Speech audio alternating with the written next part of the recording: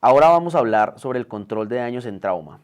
Este es un tema muy importante que en los últimos años ha venido cogiendo mucha fuerza para la valoración y el enfoque de ese paciente politraumatizado, no solo en la sala de emergencias, sino desde la fase prehospitalaria. Entonces, vamos a estar viendo cómo yo como médico de emergencias, como médico urgentólogo, como médico general, que estoy trabajando en ese servicio de emergencias, debo enfocar a ese paciente haciendo un control de daños para evitar problemas posteriores que puedan matar al paciente o que se puedan complicar. Entonces es muy importante, se los decía en el capítulo anterior, es muy importante que nosotros tengamos siempre presente que el control de daños es fundamental para que nuestro paciente de politrauma tenga un mejor desenlace, para que ese paciente que va a cirugía tenga una buena respuesta a ese manejo quirúrgico, pero todo depende del enfoque inicial que yo estoy haciendo. Entonces, somos tan responsables de ese paciente desde la fase prehospitalaria como desde los cuidados, desde el postquirúrgico, en las unidades de cuidado intensivo o la reparación final de esas lesiones que puede tener el paciente politraumatizado. Entonces, vamos a revisar aquí cada una de esas situaciones en detalle. Entonces, ¿qué hacemos cuando tenemos ese paciente politraumatizado? ¿Cómo iniciar ese control de daños en el escenario de trauma? Entonces, siempre vamos a hacer el esquema de valoración del ABC planteado por el ATLS. Vamos a hacer una evaluación de ese paciente adecuada, determinar si mi paciente está estable hemodinámicamente, si está inestable hemodinámicamente, como lo habíamos hablado. Siempre importante, oxígeno, vena, monitor. Oxígeno, vena, monitor. Ese paciente tenerlo con accesos vasculares de buen tamaño, catéteres gruesos, cortos, siempre oxígeno por bolsa de no reinhalación, máscara de no reinhalación, bolsa reservorio. Entonces, debo hacerme esa pregunta. ¿Mi paciente está inestable? ¿Por qué el paciente inestable debe preocuparme tanto en el servicio de emergencias cuando tengo un paciente politraumatizado? Porque la inestabilidad hemodinámica me puede llevar al paciente o a un problema en la oxigenación o a un problema en la perfusión tisular, en la perfusión de sus tejidos, de sus órganos vitales. Y eso va a causar una respuesta metabólica del trauma que me va a llevar al paciente a acidosis, y esa acidosis va a ayudar a empeorar la situación de ese paciente, una coagulopatía, y ese paciente además puede tener hipotermia porque sale de un escenario de trauma. Por ejemplo, el paciente se accidentó en una motocicleta y quedó extendido en una calle mientras que llovía, o el paciente mientras que lo transportaban en toda la fase del trauma perdió temperatura y empezó a hacer una hipotermia, o porque el paciente fue rescatado de una escena de fácil acceso a una baja de temperatura, por ejemplo en un nevado, o el paciente tuvo cualquier tipo de complicación que me lo lleve a estos escenarios. Entonces, recordemos que la tríada de la muerte es la coagulopatía, la acidosis y la hipotermia. ¿Por qué es importante tener eso en cuenta? Porque en el control de daños es lo que yo quiero evitar o quiero revertir para que mi paciente tenga un mejor desenlace. ¿Dónde nace todo esto del control de daños? Desafortunadamente, en la medicina, la mayoría de experiencia que se adquiere en trauma pues viene de las guerras que se han vivido en el transcurso de la historia. En más o menos en el año 1970 o un poquito antes, se encontró que esos pacientes que iban a cirugía después de un trauma o de un politraumatismo en guerra, y el cirujano se tomaba todo su tiempo para hacer todo el abordaje de ese paciente de trauma, de hacer una cirugía muy juiciosa, de reparar las lesiones que tenía, eran cirugías muy extensas. Se encontró que el paciente quedaba muy bien operado, pero que el paciente posteriormente moría o quedaba con muchas complicaciones porque ese paciente no se estaba teniendo control de esos tres escenarios de la triada de la muerte para evitar complicaciones. Más adelante empezaron a investigar que esa cirugía de control de daños, que solo era detener la hemorragia, inmediatamente empaquetar a ese paciente para que no sangrara más y empezar a mejorar esa parte metabólica, la temperatura, evitar la acidosis, evitar la hipotermia, evitar la coagulopatía por hemodilución o por situaciones que per se al trauma se pueden presentar. Entonces, es bien importante ese momento de la historia porque se encontró que la sobrevida de esos pacientes politraumatizados mejoró notablemente al empezar a hacer un control de daños, de control de hemorragias y control de esas situaciones. Entonces, eso vamos a verlo a continuación cuando tenemos que un paciente está inestable, sí o no. Siempre nos tenemos que hacer esa pregunta, ya vimos por qué es la importancia de tenerlo presente. Si nuestro paciente no está inestable hemodinámicamente, ese paciente pues lo llevamos a una estabilización temprana con nuestro abordaje y nuestro ABC inicial y yendo a resolverle esas situaciones iniciales al paciente, le manejamos las situaciones que lo tenían en peligro, pues ese paciente ya le tenemos los signos vitales controlados, pues es un paciente que nos va a dar un poco más de tranquilidad y hacer una valoración secundaria y pues los respectivos manejos ya sea de laboratorio o de imágenes para descartar otro tipo de lesiones en el paciente estable que se van a determinar en los diferentes traumas que estamos revisando a continuación. Pero si tengo un paciente que está inestable hemodinámicamente, ¿qué voy a hacer? Ese paciente que yo le tomo la presión está hipotenso, que está con una alteración del estado de la conciencia o que el paciente tiene una hemorragia activa presente, ese paciente yo debo iniciarle una reanimación de control de daños. Aquí es donde empezamos nosotros a ser un poco minuciosos con esa reanimación del control de daños y nos vamos a hacer una pregunta muy importante. No porque aquí vayamos a revisar cómo se debe manejar el paciente con un trauma cráneoencefálico o también conocido como TEC, sino porque ese paciente que además de una inestabilidad hemodinámica tiene un trauma cráneoencefálico, me lo convierte en un paciente especial para manejarlo. Ese paciente que tiene un trauma cráneoencefálico es muy importante porque las metas de reanimación van a ser diferentes versus el paciente que no tiene un trauma cráneoencefálico. Entonces, por eso nos tenemos que hacer esa pregunta. Listo, ¿el paciente tiene un trauma cráneoencefálico? ¿Sí o no? En este caso, pues vámonos por el lado en que sí tiene un TEC asociado. Es muy frecuente que un paciente con un politraumatismo asociado tenga un trauma cráneoencefálico. Por ejemplo, un paciente que es retirado de una escena de una colisión de vehículos a alta velocidad. Es muy probable que tenga traumas de extremidades, trauma de tórax, trauma de abdomen y además un trauma cráneoencefálico y trauma cervical asociado. Ese paciente que tiene un trauma cráneoencefálico es importante empezarlo a reanimar de una forma enérgica. ¿Por qué razón? El paciente con trauma craneoencefálico, por solo la lesión del trauma encefálico, va a tener un aumento en la presión intracraneana. Si yo aumento la presión intracraneana y la presión arterial del paciente está bajando, ocurre un problema y es que la perfusión de cerebral o la presión de perfusión cerebral va a descender.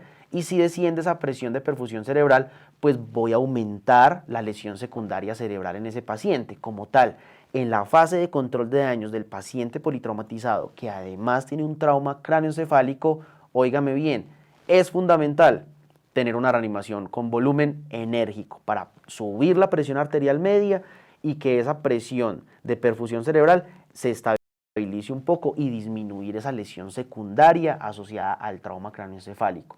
Entonces, reanimar con líquidos, en este caso el más recomendado es la solución salina normal. No se recomienda en el trauma cráneoencefálico utilizar solución de Hartmann porque esta solución tiende a ser un poco más hipotónica y pues puede ayudar a aumentar el edema cerebral en el paciente y pues aumentar la presión intracerebral y disminuir la presión de perfusión cerebral. Eso es bien importante tenerlo en cuenta. Todo paciente que usted vea que tiene un trauma cráneoencefálico y lo va a reanimar con líquidos, póngale solución salina normal o soluciones hipertónicas. Otra cosa importante, como lo podemos ver, es mantener una tensión arterial media o una TAM, como lo vemos ahí en el flujograma, por encima de 90 milímetros de mercurio. Eso es para garantizar una perfusión cerebral adecuada. Y otra cosa importante, mantener al paciente con una saturación de oxígeno por encima del 90%. Entonces, en ese manejo inicial que voy a garantizar, reanimación enérgica con volumen de líquidos, considero la necesidad de un medicamento para controlar la hemorragia como el ácido tranexámico, también debo considerar la necesidad de si el paciente requiere una transfusión sanguínea o de una glóbulos, plaquetas y plasma, y garantizo una oxigenación adecuada. ¿Por qué razón? Recuerde que el cerebro es una estructura que requiere de un alto aporte de oxígeno, o si no, pues va a tener complicaciones que pueden llegar a ser irreversibles o que pueden deteriorar al paciente fácilmente. Está demostrado que tener un episodio de desaturación por debajo del 90% en el trauma cráneoencefálico aumenta la mortalidad de ese paciente. Entonces, eso es lo que debo garantizar. Ahora, ya estoy haciendo esto juicioso, estoy reanimando con solución salina, estoy manteniendo una tensión arterial media por encima de 90 milímetros de mercurio, una adecuada oxigenación, estoy considerando el control de la hemorragia externa. Si no tengo cómo controlar la hemorragia externa, debo o puedo utilizar el ácido tranexámico como una excelente opción para detener la hemorragia que yo no pueda controlar fácilmente. Y ese paciente yo debo tener en cuenta cómo está su nivel de hemoglobina, porque con base en esto voy a tomar también una decisión en ese paciente de si necesita o no concentrados globulares. Entonces, en el trauma craneoencefálico es un poco más estricto y nos pide que sea, si es la hemoglobina menor de 10 o si es mayor de 10. Entonces, si la hemoglobina es menor de 10, si no es menor de 10, nos recomiendan que continuemos con esas metas de reanimación en el paciente que está politraumatizado, en este caso que asociado además de su politrauma tiene un TEC, mantener la tensión arterial por encima, tensión arterial media por encima de 90 milímetros de mercurio, y pues obviamente ese paciente requiere de una valoración por el equipo de neurocirugía para determinar si necesita pues imágenes diagnósticas o inmediatamente un procedimiento quirúrgico. ¿Qué hacemos cuando ese paciente tiene una hemoglobina menor de 10? Sí, el paciente tiene una hemoglobina menor de 10. Vamos a iniciar el paquete de trauma. ¿Qué es el paquete de trauma? Es 6 unidades de plasma fresco congelado, que recomendado es que sea AB negativo, glóbulos rojos que deben ser O negativo y plaquetas que deben ser de RH negativo. Eso se debe empezar a administrar al paciente en una relación 1:1:1. Es la más recomendada y la que actualmente, según la literatura, se está indicando para hacer transfusión o reponer en este paciente. ¿Por qué es importante ese plasma fresco congelado y esas plaquetas? Porque allí es donde están los factores de la coagulación y las plaquetas que van a ayudar a evitar que el paciente continúe con una hemorragia masiva o que siga sangrando o evitar esa coagulopatía de la triada de la muerte. Por eso de entrada en el paciente de politrauma, cuando yo veo que el paciente me está llegando politraumatizado, yo debo solicitar inmediatamente ese paquete de trauma y tenerlo listo porque en cualquier momento lo puedo necesitar y ahí estoy ayudando al paciente a evitar la coagulopatía y pues a mejorar la perfusión tisular para disminuir ese riesgo de muerte del paciente.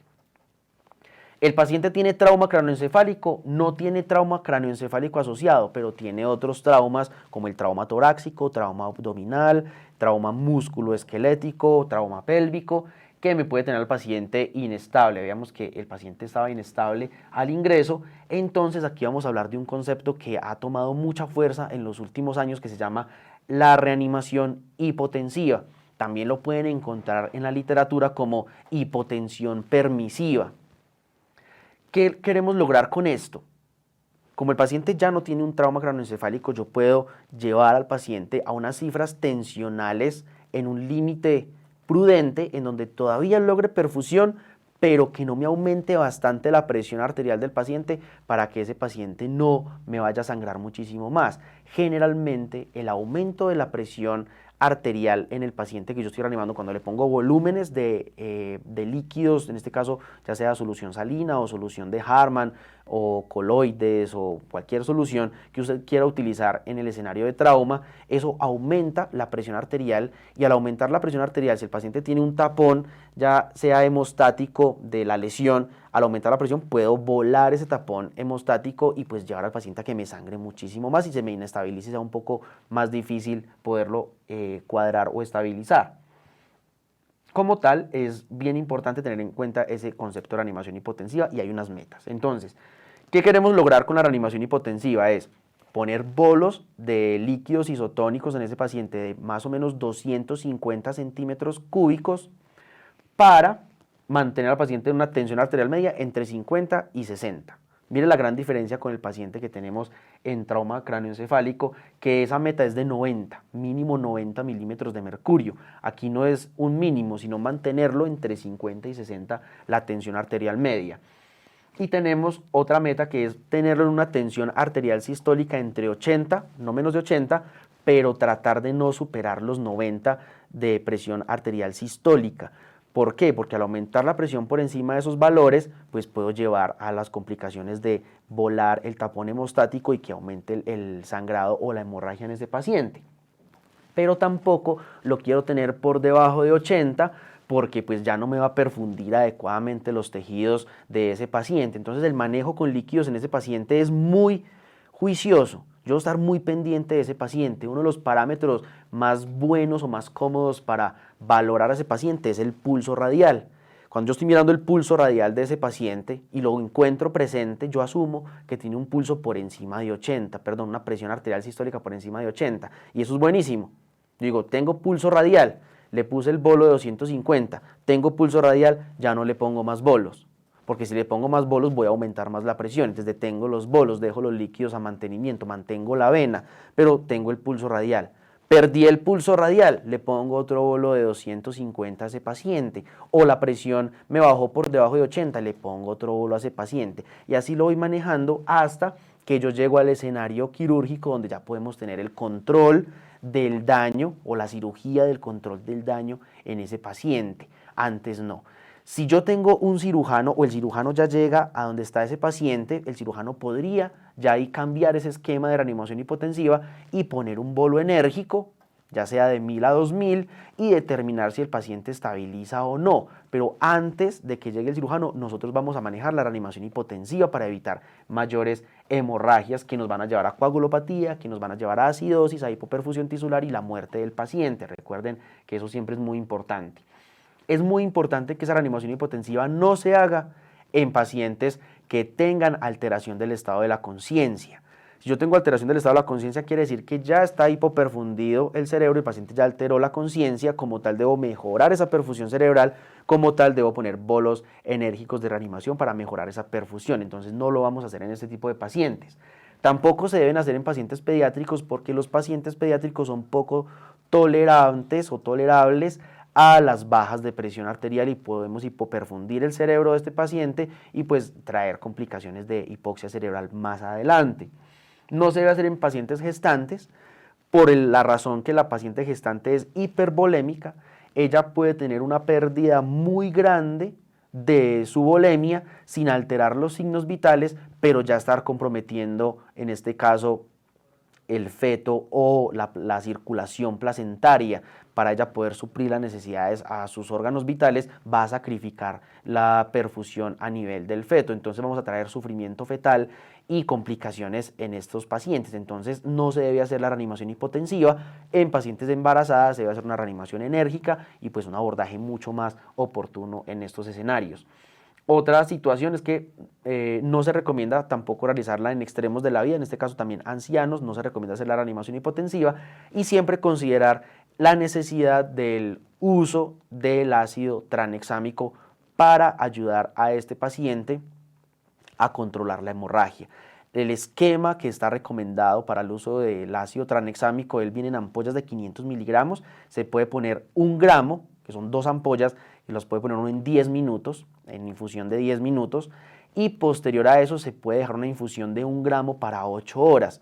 Es así de fácil de poner el ácido tranexámico. 2 ampollas que se van a pasar en 10 minutos y posteriormente otras 2 ampollas o 1 gramo que se va a pasar en un transcurso de 8 horas. Con eso estamos ayudando a que el paciente pues disminuya esa hemorragia que puede presentar.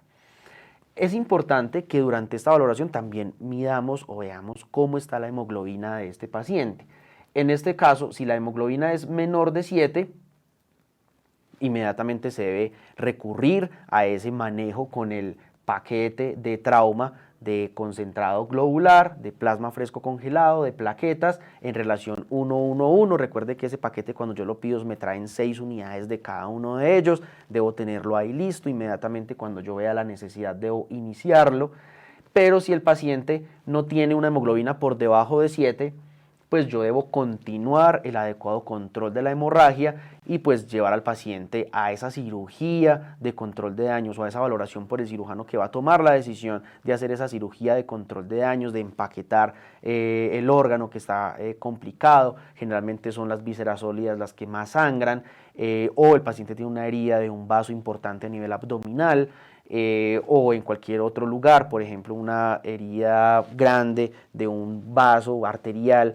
Generalmente los cirujanos vasculares lo que hacen es un puente para ayudar a que siga perfundiendo ese vaso, pero no lo reparan, no hacen una reparación juiciosa de entrada, sino que simplemente mejoran un poco la perfusión, controlan el daño y ya cuando el paciente en la unidad de cuidados intensivos ha cumplido con unas metas de reanimación que se basa en el lactato, que se basa en otros exámenes como los tiempos de coagulación, que yo quiero ver que ese lactato esté por debajo de 2 y situaciones que me van a ayudar a cumplir con esas metas de reanimación, ya puedo considerar llevar a un paciente a una cirugía un poco más extensa para hacer una reparación definitiva del trauma. Entonces con eso hemos revisado uno de los esquemas más importantes y que actualmente ha tomado mucha fuerza, que es el control de daños. Recuerden, el control de daños no es solo en el quirófano. El control de daños empieza desde la reanimación de control de daños en la fase prehospitalaria